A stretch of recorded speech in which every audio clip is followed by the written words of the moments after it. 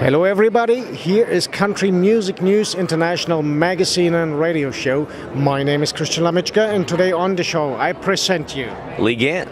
Lee, welcome to Country Music News International. It's your first time here with us, so please introduce yourself to our readers and listeners who may be hearing about you for the first time. Yeah, absolutely. Thanks so much for having me. I'm originally from Columbus, Ohio, and just moved here to Nashville. We just released our debut album in October, so I'm just super excited to be here at CRS and be with you guys. Thanks for having me on. Tell us a little bit more about the upcoming album. Yeah. Basically, we produced it last year at Warner Brothers, and the album is called Casa Boulevard, is the name of it, and that's the title track of the album. We actually wrote that track a week before we were going to do the album. It was not even going to be on the album, so the album was going to be called something completely different. And my grandma died about 3 years ago. She was my biggest supporter in country music, and I tried for 3 years to write the song to really, do everything justice about how my life was with her, growing up with her. Couldn't write that song. A week before we were going into the studio, I wrote that song, and I walked in with the producer. I gave it to him, and he said, "This has got to be the name of your EP. We've got to do this, a great story behind it." So that's kind of how the album came about, and it's got 5 songs on it, and we just released our first single, "Ruin This Town," off of it. So, as a singer-songwriter, what's more fun, to stay on stage or writing songs? That's a really tough one for me because I was a songwriter first. I started as a songwriter and kind of moved into being an artist. To be honest with you, being on stage, that rush of having people sing your songs, being in front of 3,000 people, I love that rush. I can't imagine doing anything else with my life. When you walk on that stage, I'm never nervous. I love that moment. But there's also the same kind of rush that you get when you're writing a song. When I've just written that great song and I'm like, I cannot wait for the band, for the producer, for everybody to get their hands on this and see what comes of that. Because once you hear your song, on the radio, or you hear something that you wrote on your couch, just sitting in your couch at home, and it was an acoustic guitar and you, and then it's this full production that's on radio that for out there for everyone to hear. That's a rush too. That's a great feeling. So I like them both equally. From the first step to the music business and now, there passed a little time. Yeah. So what was the biggest experience for you? One of the biggest experiences for me, to be honest, was we did a Christmas show with Pam Tillis and Lori Morgan, so some queens of country music. Yep.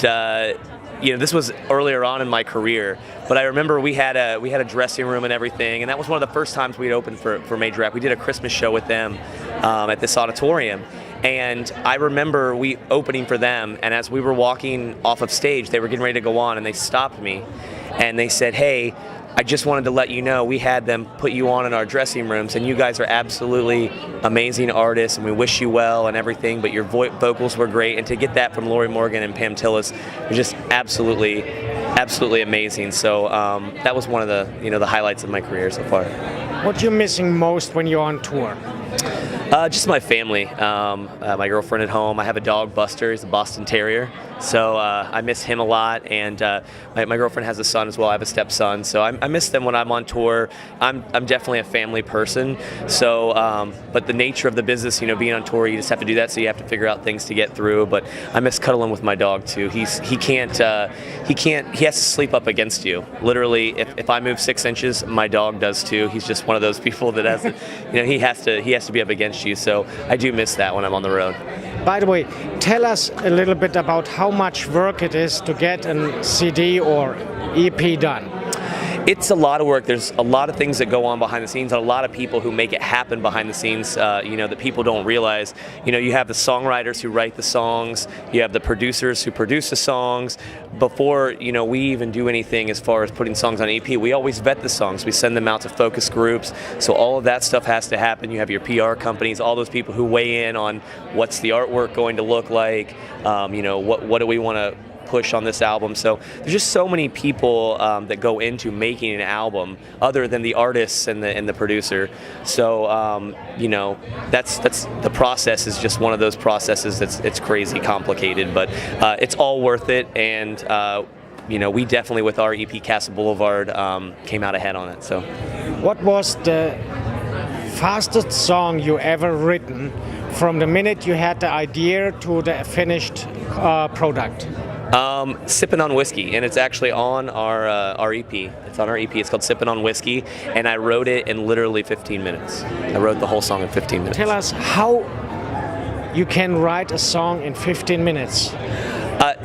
I had the chorus, the hook in my head, and it's a really short chorus and hook, but I don't know, I sat down and the verses, it's kind of a song about just hanging out by the bonfire, kind of on a Friday or Saturday night, and, I did that a lot when I was younger and when I was in high school, and so it was really easy for that to come out of me, the verses and everything like that. I think when we went back to look at it and rewrite, we only changed maybe 2 words from the original 15 minutes, so we only changed a couple words, so that's pretty crazy.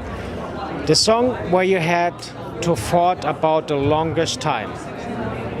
That I fought? Yeah. Probably a song called Tennessee Gold. That it was a song that was written by some other writers here in Nashville.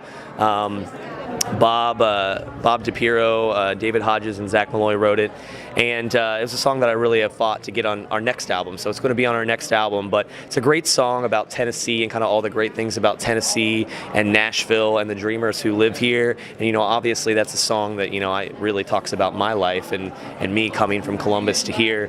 So I really fought to have that on my next album, and I can't wait for you guys to hear it. So you opened the door. Yeah. The new album. Yep. The album was out in October, and our new single, Ruin This Town, we just released off of it. We'll have a music video out in March for CMT, so check out the music video when it comes out. If you guys want to get it, you can get it on Amazon, Spotify, iTunes, anywhere digitally that you guys get your music, you can get it there. And if you want to check me out, you can do that at LeeGanttMusic.com and at LeeGanttMusic on Facebook, Twitter, and Instagram. So, and what can we expect to see from you in the future? Well, for right now in 2018, we're trying to make a push to national country radio. So we're hoping that Ruin This Town will get out there. We're going to probably have a new EP out at the end of 2018. So we'll have new music and hopefully getting it out to more people on radio. Cool. So, folks, you know what's going on now in the next future with him. Stay here on Country Music News International. Sign up for our daily newsletter where we keep you posted what's going on in country music and his career.